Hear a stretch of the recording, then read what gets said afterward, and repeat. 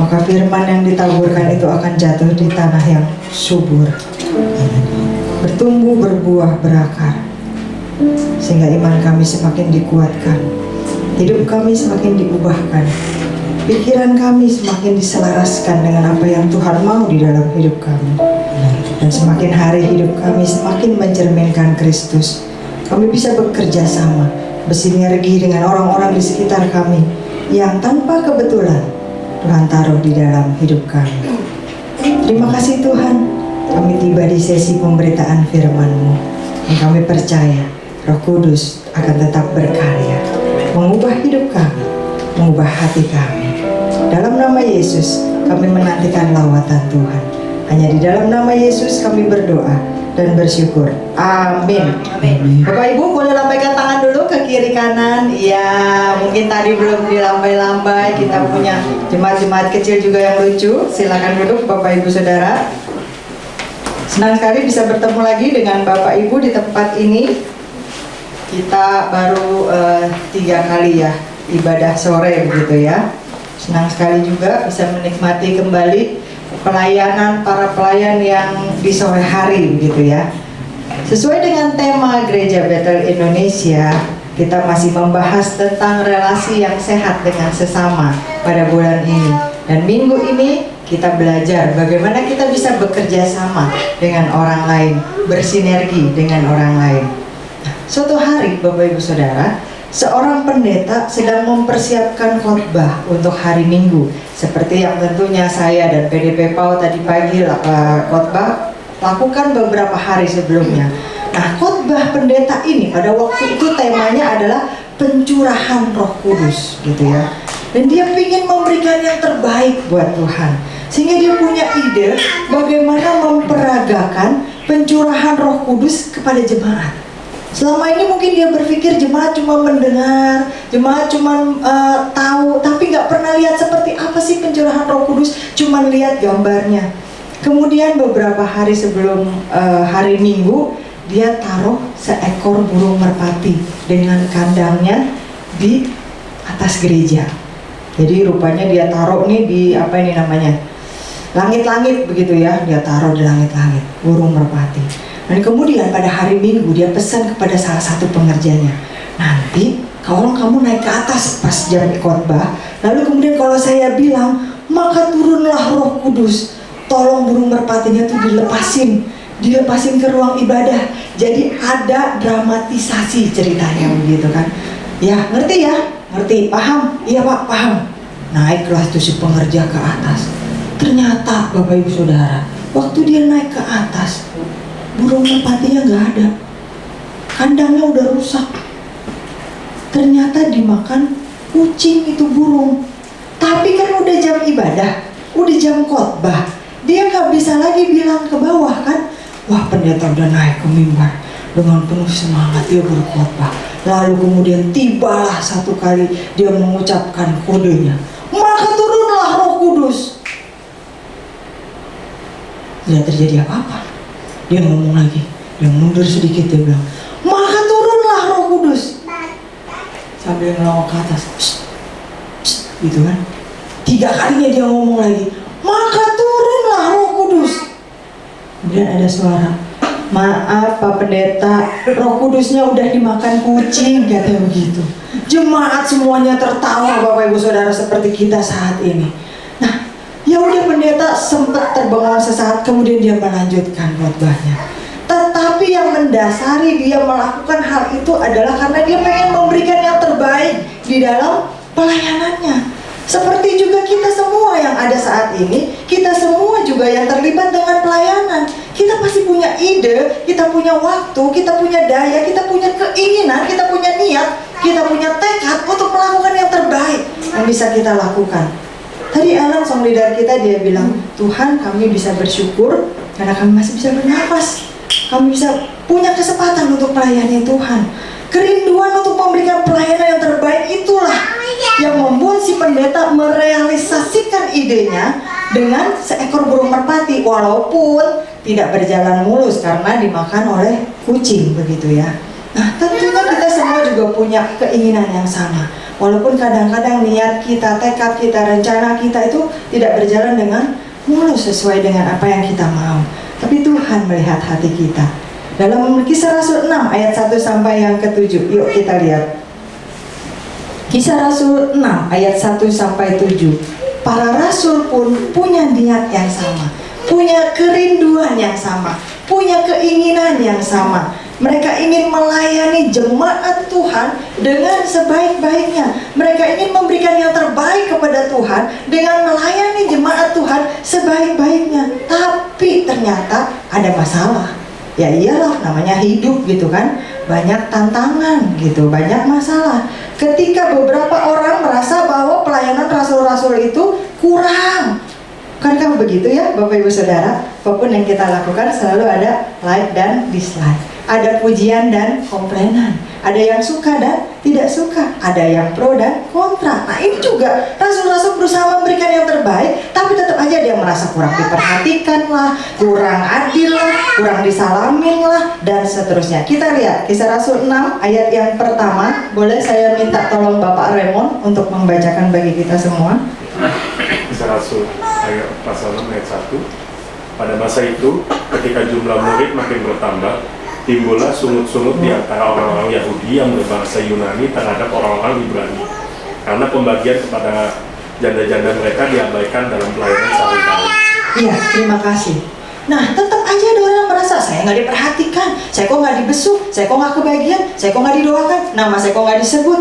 Coba Bapak Ibu bayangkan, waktu itu aja jumlah jemaat yang mula-mula, kalau kita lihat dalam Kisah Rasul 2 ayat yang ke-41 disebutkan di sana jumlah orang yang percaya 3.000 orang. Jumlah rasulnya berapa? 12 orang. Bayangkan Bapak Ibu Saudara, 12 rasul harus melayani 3.000 orang. Dan kita baca jumlahnya terus bertambah. Kita baca lagi Kisah Rasul 6 ayat yang kedua. Saya minta tolong Ibu Eri untuk membacakannya. Kisah Rasul 6 ayat yang kedua. Kisah Rasul 6 ayat kedua. Berhubung dengan itu, kedua belas rasul itu memanggil semua murid, berkumpul dan berkata, kami tidak merasa puas karena kami melakukan firman Allah untuk melayani meja. Iya, terima kasih. Artinya apa? Untuk mengurusi hal-hal teknis, akhirnya ketika mereka waktu mereka untuk mempersiapkan firman Allah, mempelajari firman Allah, menggali firman Allah, berdoa, bersaat teduh, sehingga menjadi berkurang dan terganggu karena urusan-urusan teknis. Dan para rasul menyadari hal ini, sehingga mereka mencari cara, mereka mencari solusi, bukan berhenti melayani, bukan memusuhi orang-orang yang komplain, tidak, tetapi mereka mencari cara, gimana caranya. Nah, itulah sebabnya kemudian para rasul memilih 7 orang untuk membantu pelayanan dalam jemaat. Saya boleh minta tolong dibacakan ayat 3 sampai yang ke-7. Saudara Moses, silakan. Kisah Rasul 6 ayat 3 sampai yang ke-7. Karena itu saudara-saudara, pilihlah 7 orang dari antaramu yang terkenal baik dan yang penuh roh dan hikmat, supaya kami mengangkat mereka untuk tugas itu, dan supaya kami sendiri dapat mengusap pikiran dalam doa dan pelayanan firman. Usul itu diterima baik oleh seluruh jemaat.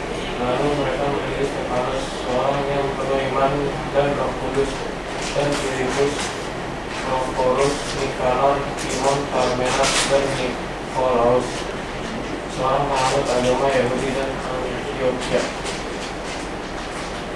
Mereka itu dihadapkan kepada rasul-rasul. Lalu rasul-rasul itu pun berdoa dan meletakkan tangan di atas mereka. Firman Allah makin tersebar dan jumlah murid di Yerusalem makin bertambah banyak. Terus sejumlah besar juga menyerahkan diri dan percaya.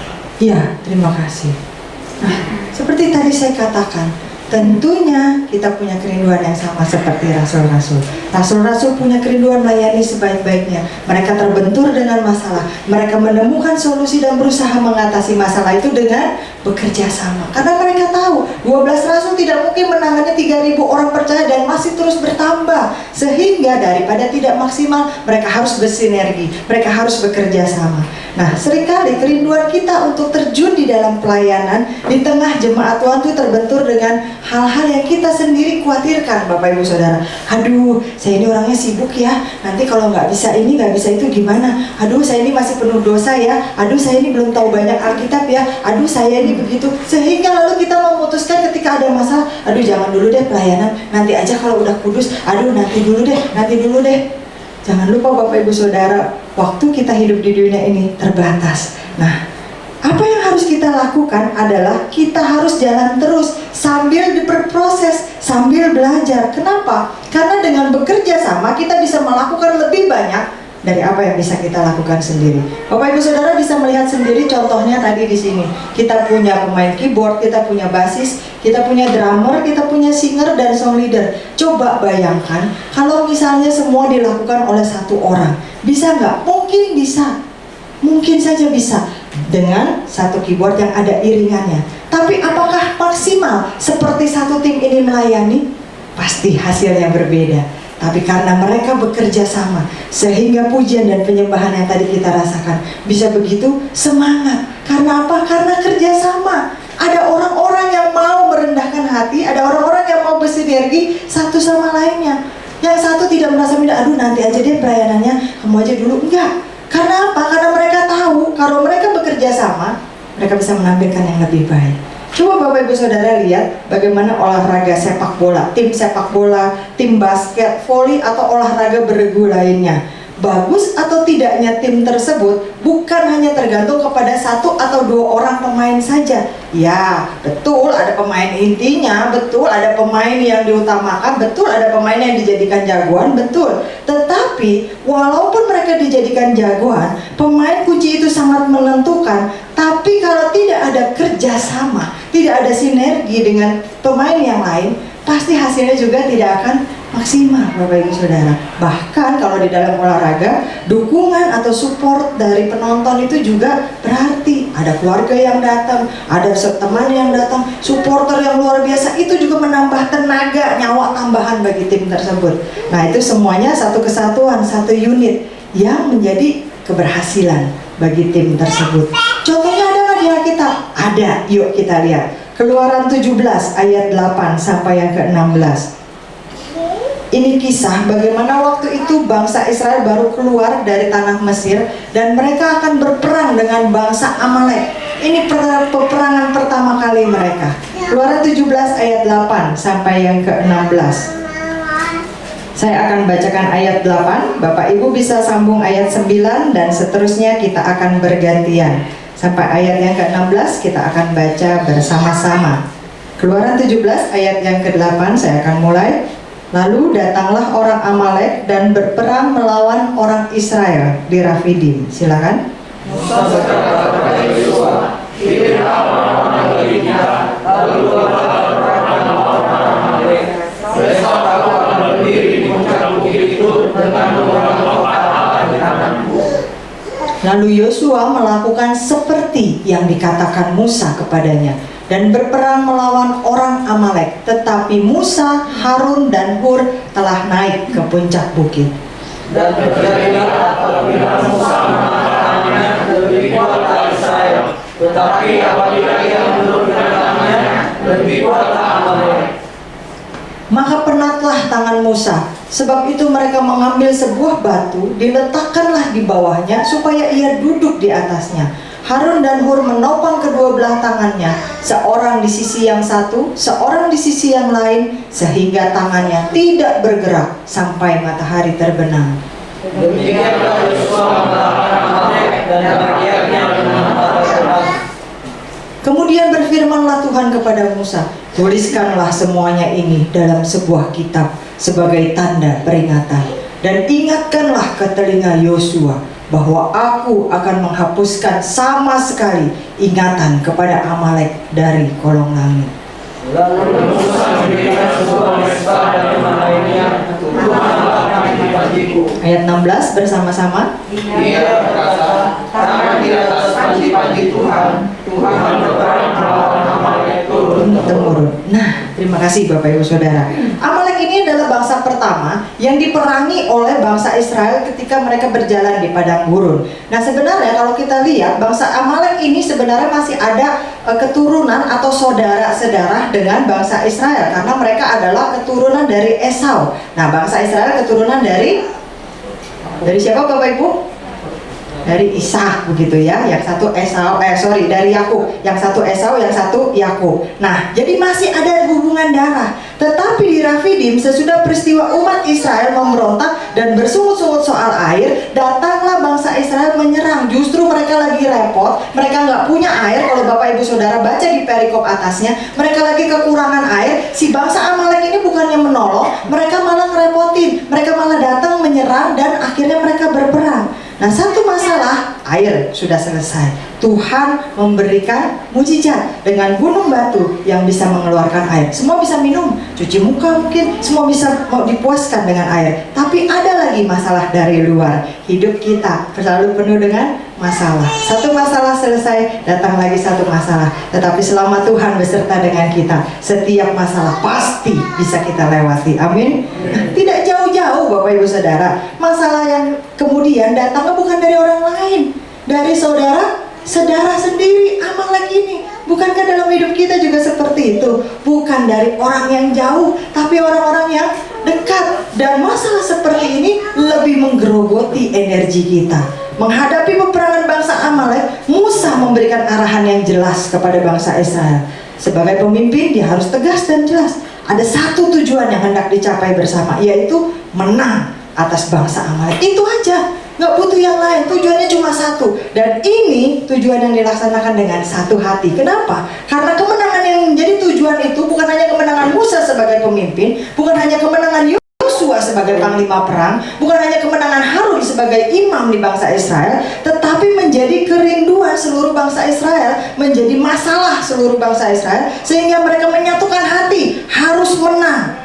Semua punya keinginan yang sama, semua punya tekad yang sama, semua punya tujuan yang sama, dan semua ingin meraih kemenangan itu. Sehingga Musa memerintahkan Yosua, pilih prajurit, kamu berperang, pimpin. Kemudian dia, tadi kita baca, Musa, Harun, dan Hur naik ke atas. Tongkat Allah ada di tangan Musa sebagai pemimpin. Lalu ngapain? Musa tidur siap? Enggak. Musa enak-enakan ngeliatin doang? Enggak. Musa punya bagiannya sendiri. Ketika Yosua dan pasukannya berperang, Musa punya bagiannya sendiri. Tugasnya ngapain? Ngangkat tangan. Tapi Yosua dan pasukannya nggak ngiri, Bapak Ibu Saudara. Dia nggak bilang gini, enakan lu di atas gunung, nggak ketemu musuh, aman. Kerjanya cuma ngangkat tangan doang begini. Gue dong di bawah mesti berperang langsung, mesti menjadi ujung tombak, ntar kena tombak, ntar mati, bisa terluka dan sebagainya. Lu enak di atas, tinggal perintah-perintah. Enggak. Yosua dan pasukannya dia nggak bilang seperti itu. Musa juga nggak bilang, oh lu gaya-gayanya di bawah ya, pakai pedang segala macam, pakai perisai, pakai ini, keren ya di bawah, nanti bisa cerita ngebunuh berapa orang ya, gue di atas cuma angkat tangan doang begini. Enggak, karena mereka tahu mereka harus bekerja sama, bersinergi, meraih tujuan yang sama. Jadi nggak ada yang saling iri-irian, nggak ada yang saling andel-andelan, nggak ada yang merasa lebih rendah daripada yang lain, nggak ada yang merasa lebih tinggi daripada yang lain. Tadi kita baca kalau Musa mengangkat tangannya, apa yang terjadi? Yang berperang menang karena Israel menjadi kuat. Kalau Musa turunkan tangannya, Amalek menang karena Israel menjadi lemah. Tuhan menunjukkan bagaimana kalau mereka tidak bekerja sama, hasilnya juga tidak maksimal. Kalau Musa tidak mau angkat tangannya, Yosua pun tidak bisa menang di bawah. Tapi kalau Musa angkat tangannya, kekuatan Tuhan juga menyertai Yosua di bawah. Maka bisa dikatakan kemenangan bangsa Israel itu adalah kemenangan suatu tim yang solid. Mereka saling menopang, melengkapi, dan bekerja sama. Ada yang berperang, ada yang berdoa. Seperti kita, Bapak Ibu Saudara, ketika kita ibadah seperti ini, mungkin kita tidak secara jelas punya tim doa syafaat seperti di gereja-gereja lain. Tapi saya percaya ada orang-orang yang dalam hatinya berdoa sepanjang ibadah, sehingga lawatan Tuhan bisa terjadi di tengah kita. Dan ketika kita pulang nanti, tidak sama seperti kita datang. Amin, Bapak Ibu Saudara. Dari kisah kemenangan ini, apa yang bisa kita pelajari? Nah, yang pertama, dari ayat yang tadi kita baca, yang bisa kita pelajari satu, bangsa Israel bisa menang bukan karena kepiawaian Yosua berperang, bukan Bukan karena kekuatan Musa angkat tangan terus, tidak. Tapi bangsa Israel bisa menang karena kuasa Allah menyertai mereka. Musa mengangkat tangannya. Musa menunjukkan, Tuhan, tanpa Engkau, aku seorang pemimpin bangsa yang besar tidak ada artinya. Tuhan, walaupun katanya aku seorang legendaris, aku menjadi kepercayaan umatku, tanpa Engkau aku tidak ada artinya. Dia mengangkat tongkat Allah itu, menunjukkan dia sangat tergantung, dia sangat percaya kepada Allah. Dia tidak menepuk dadanya, oke, aku ini pemimpin bangsa Israel. Kurang lebih dikatakan 2,5 sampai 3 juta bangsa Israel yang keluar dari Mesir karena 600.000 bangsa Israel bergabung lagi dengan bangsa-bangsa lain. Musa nggak bilang, aduh Tuhan, aku nggak perlu Engkau lah, aku ini udah hebat, Engkau udah tunjuk aku kan, terserah aku lah mau lakukan apa. Enggak, Tuhan nanti aja kalau udah kalah, kalau udah perlu baru aku panggil. Enggak. Ketika peperangan itu dimulai, dia ikut langsung menyertakan Allah di dalamnya. Dia nggak tunggu nanti. Berapa banyak dari kita, Bapak Ibu Saudara, ketika Tuhan memberikan kepercayaan kepada kita, baik itu di kantor, di usaha, di dalam hidup kita, Tuhan mulai mengangkat kita, lalu kita mulai bilang, Tuhan, Engkau di belakang aja. Nanti kalau ada masalah, kalau aku nggak bisa, baru aku panggil Engkau. Seolah-olah Tuhan itu seperti lampu Aladin yang kita taruh di pojok. Nanti kalau udah perlu baru kita cari di mana tuh lampu ya, mau cari Tuhan. Tapi selama kita masih merasa hebat, selama kita masih merasa pintar, kita nggak perlu Tuhan. Musa tidak seperti itu. Ya, dia seorang pemimpin besar, bangsa yang besar, bangsa pilihan Allah. Ya, Tuhan memberikan mandat kepadanya, tetapi dia tetap merendahkan hatinya. Dia tetap bergantung kepada Tuhan. Dan inilah sebabnya Musa disebut sebagai orang yang lembut hatinya. Dia bisa tegas memimpin bangsanya, tapi dia punya hati yang lembut terhadap apa yang Tuhan mau di dalam hidupnya. Ketika kita menghadapi tantangan, ketika kita mencapai visi, ketika kita melaksanakan misi, meraih tujuan kita, mungkin saat kita di kantor kita bisa meraih goal kita bisa meraih target kita bisa menyelesaikan laporan-laporan keuangan yang sulit, kita bisa mencapai apa yang bos kita inginkan. Di dalam studi kita, ketika kita bisa mencapai nilai IP yang baik, kita bisa memberikan nilai-nilai yang baik, kita bisa menjadi juara di dalam perusahaan kita atau usaha kita bisa mencapai keuntungan yang kita inginkan. Jangan tepuk dada, Bapak Ibu Saudara. Ingat, bukan karena kita kuat dan gagah, tetapi karena ada kuasa Tuhan campur tangan di dalamnya, memberikan kita hikmat, memberikan kita kebijaksanaan, memberikan kita kemampuan, memberikan kita segala sesuatu yang kita perlukan. Bangsa Israel bisa menang karena kuasa Allah. Kita bisa menang dalam hidup kita menghadapi apapun karena kuasa Allah. Terus bergantung kepada Allah, terus percaya kepada Allah. Yang kedua yang bisa kita pelajari dari peperangan Amalek melawan Israel adalah bahwa doa yang menjadi kekuatan kita, bukan hal yang lainnya. Orang kan seringkali bilang begini, doa mulu. Kalau ngomong sama pendeta, sama orang Kristen mah cerita apapun disuruhnya berdoa ya, kita bantu doa ya, Tuhan menolong ya, doa mulu, kayak gak ada yang lain. Doa memang paling gampang dikerjakan. Betul apa benar Bapak Ibu Saudara? Dimanapun, kapanpun bisa berdoa.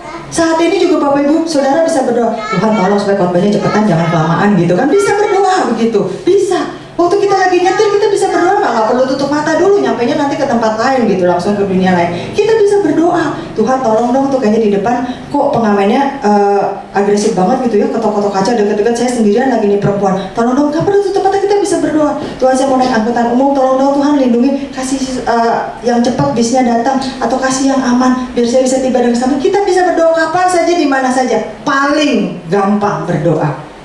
Tapi doa juga yang paling jarang dilakukan. Betul apa benar?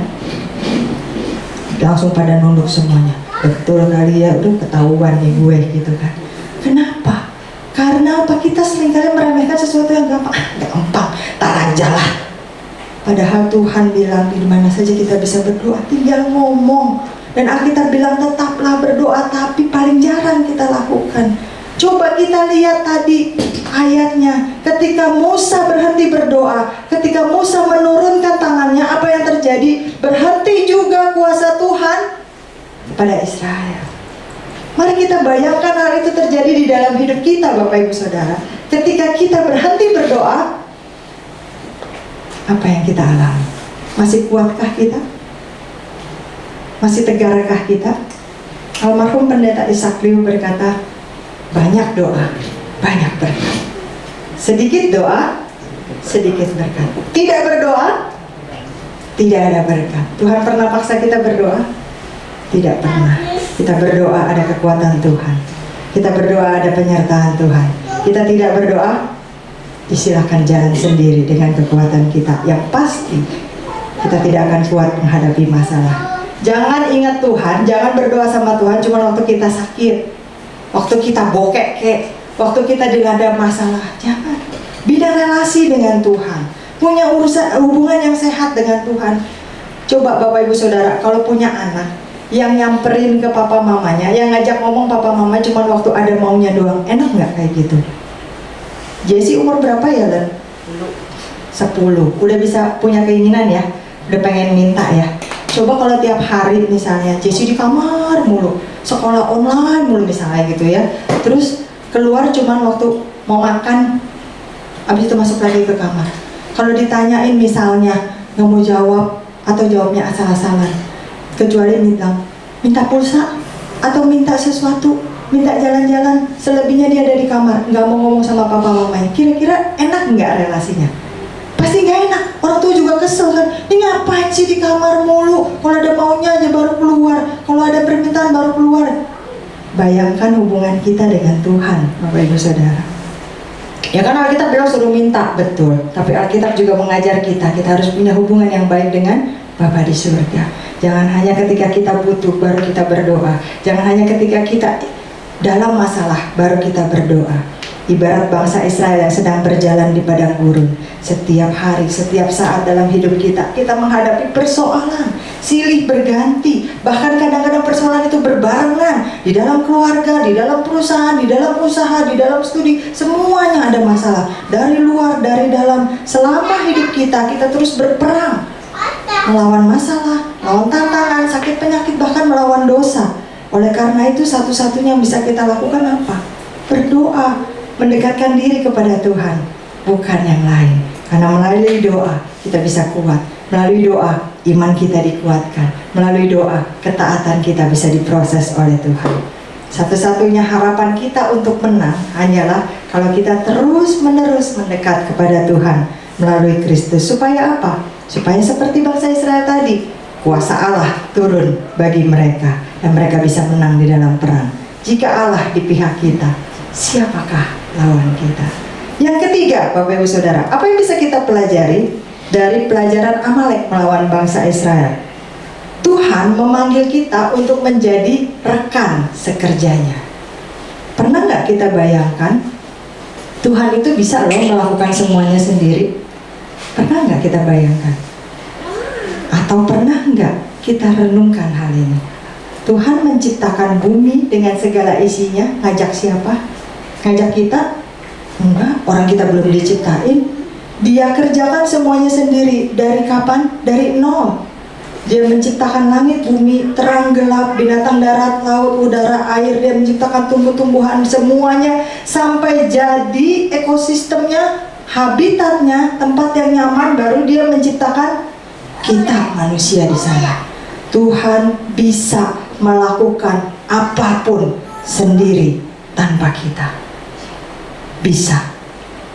Tapi dari pelajaran ini kita melihat Tuhan memanggil kita menjadi rekan sekerjanya. Bukan karena dia tidak mampu, bukan karena dia kurang perlengkapan tanpa kita, bukan karena dia butuh kita, tetapi karena dia menghormati dan menghargai kita. Tuhan menjadikan kita rekannya, mitranya, partnernya, teman sekerjanya. Coba kita lihat 1 Korintus 3 ayat yang ke-9. 1 Korintus 3 ayat yang ke-9. Saya boleh minta tolong Saudari Iren, Ibu Iren untuk membacakannya. 1 Korintus 3 ayat 9. Ya. Karena kami adalah kawan sekerja Allah, kamu adalah ladang Allah, bangunan Allah. Iya, terima kasih. Kami adalah kawan sekerja Allah. Hal yang luar biasa kalau Sang Pencipta itu yang levelnya jauh lebih tinggi daripada kita, dia mau mengajak kita ciptaannya untuk bisa bekerja bersama dengan dia. Hal yang luar biasa kalau Sang Penebus itu mau bekerja sama dengan kita, orang yang ditebusnya, orang yang perlu ditolong olehnya. Itu suatu apresiasi yang luar biasa, suatu penghormatan yang luar biasa. Sekali lagi, Tuhan menjadikan kita kawan sekerjanya bukan karena Dia tidak mampu tanpa kita, tetapi justru karena Dia menghormati kita. Tuhan yang Maha Kudus menjadikan kita manusia berdosa yang sama sekali tidak kudus menjadi teman sekerjanya, berjalan bersama Dia, mengerjakan pekerjaan bersama-sama dengan Dia. Karena kita dipanggil bukan hanya untuk menerima berkat, Bapak Ibu Saudara. Kita dipanggil bukan hanya untuk menerima penyertaan Allah. Kita dipanggil bukan hanya untuk menerima pertolongan Allah. Kita dipanggil bukan hanya untuk menikmati semua yang Allah sediakan, tetapi kita juga dipanggil untuk bekerja, berjuang bersama dengan Dia. Sejak awal sampai sekarang Allah bekerja. Coba lihat Kejadian 1, Allah menciptakan seperti yang tadi saya sebutkan. 1 Yohanes 5 ayat 17 berkata, tetapi Ia berkata kepada mereka, Bapakku bekerja sampai sekarang, maka aku pun bekerja. Itu Yesus yang mengatakan. Nah, kalau Allah menjadikan kita kawan sekerjanya, artinya apa? Artinya Dia menganggap kita pantas, kita mampu, kita cakap untuk bekerja bersama dengan Dia. Pernah nggak Bapak Ibu Saudara bayangkan misalkan seperti ini? Kalau kita mau mengerjakan satu proyek, saya pakai contoh Ellen lagi ya. Karena kalau ibadah sore image-nya tuh Ellen gitu ya. Ellen mengerjakan usaha foto wedding, sekalian iklan nih Ellen. Ya boleh kan? Gitu. Nah, foto wedding. Ellen tentu butuh tim, ya kan? Nggak bisa mengerjakan sendiri, foto sendirian, kurang pasti angle-nya begitu kan? Biasanya kalau untuk satu wedding butuh berapa orang yang turun? 2 video 2 foto. 2 video 2 foto. Nah, nggak mungkin ada sendirian ya buat ngeliput wedding ya. 2 video 2 foto itu minimal.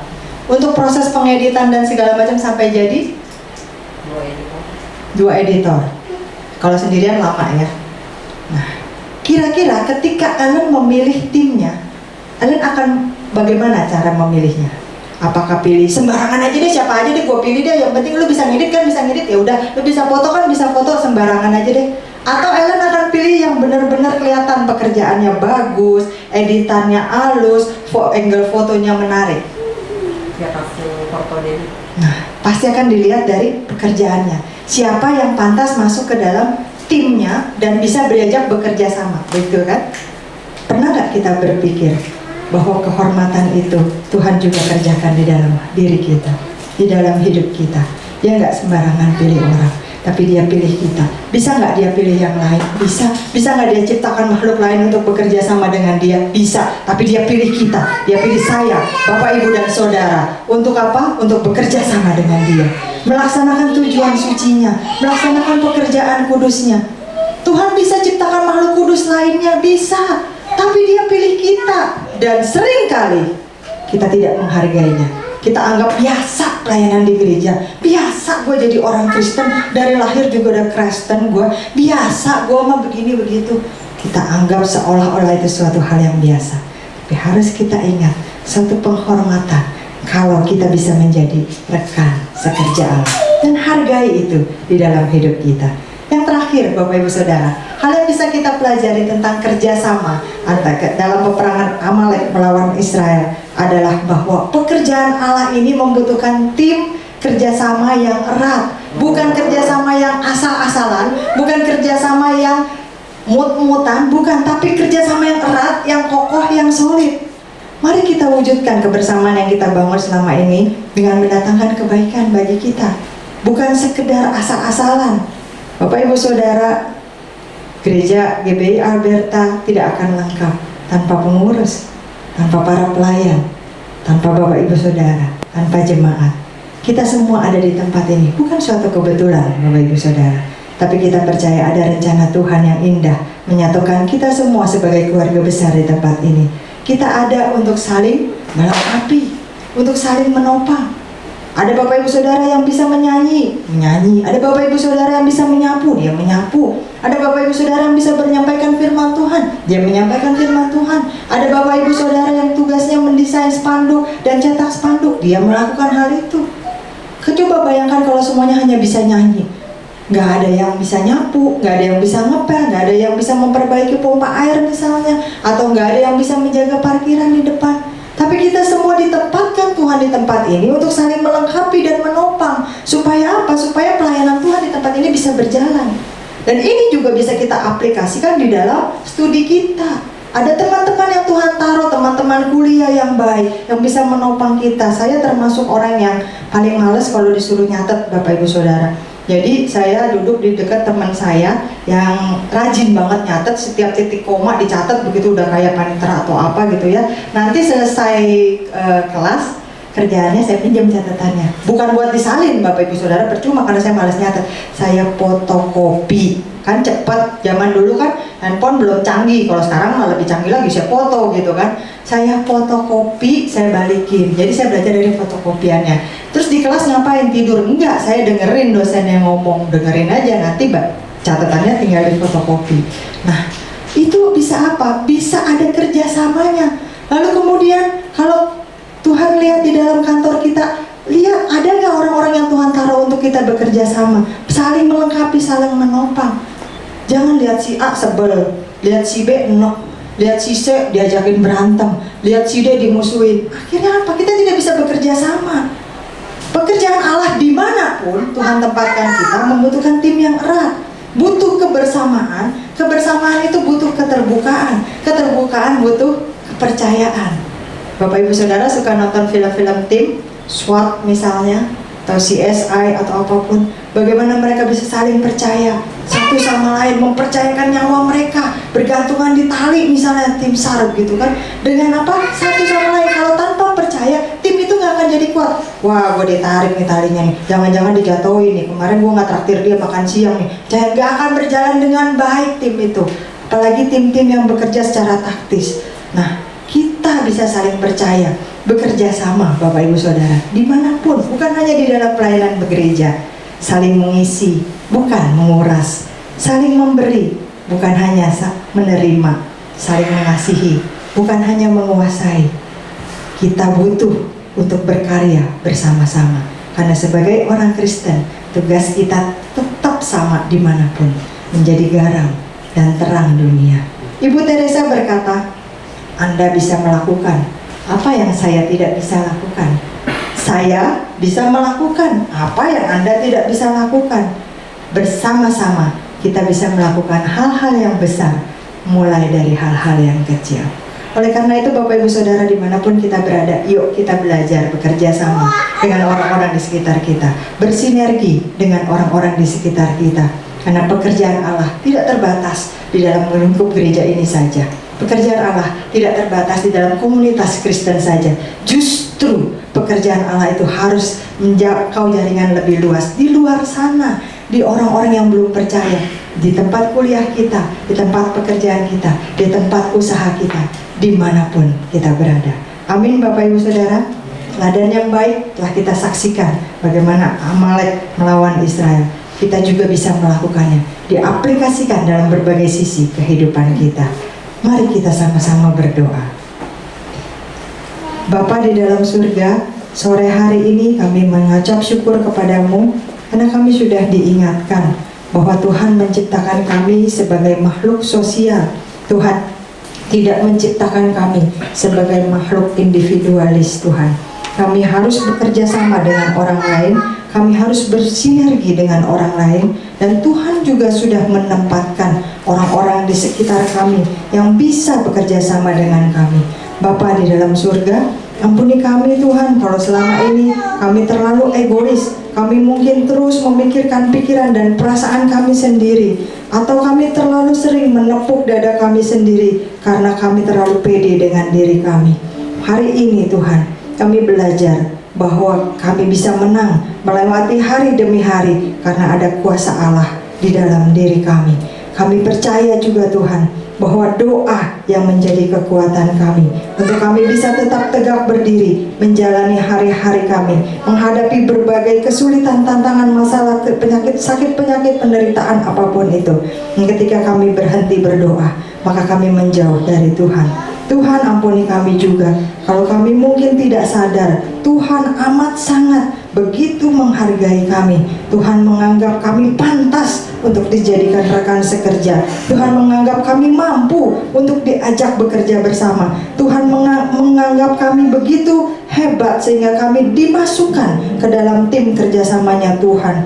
Ampuni kami Tuhan kalau selama ini kami meremehkan panggilan Tuhan. Kami meremehkan tugas yang Tuhan berikan. Kami meremehkan pekerjaan kami, tugas kami sebagai orang-orang Kristen menjadi garam dan terang dimanapun kami berada. Ampuni kami Tuhan. Mulai hari ini kami ingin kembali ingat bahwa pekerjaan Allah dimanapun kami ditempatkan membutuhkan kerjasama tim yang erat, tim yang solid. Berikan kami kerendahan hati Tuhan untuk kami bisa bekerja sama dengan orang-orang di sekitar kami, sehingga bisa mendatangkan kebaikan bagi diri kami, bagi orang-orang di sekitar kami. Dan lebih daripada itu, nama Tuhan semakin dimuliakan dimanapun kami berada. Terima kasih Tuhan. Bapa di dalam surga, kami juga tahu melakukan firman Tuhan tidak semudah mendengarkannya Tuhan. Tapi kami juga tahu Roh Kudus yang Tuhan taruh di dalam hati kami akan terus mengajar kami, akan terus membimbing kami, akan terus mengajar kami, bahkan mengangkat kembali ketika kami jatuh dan gagal.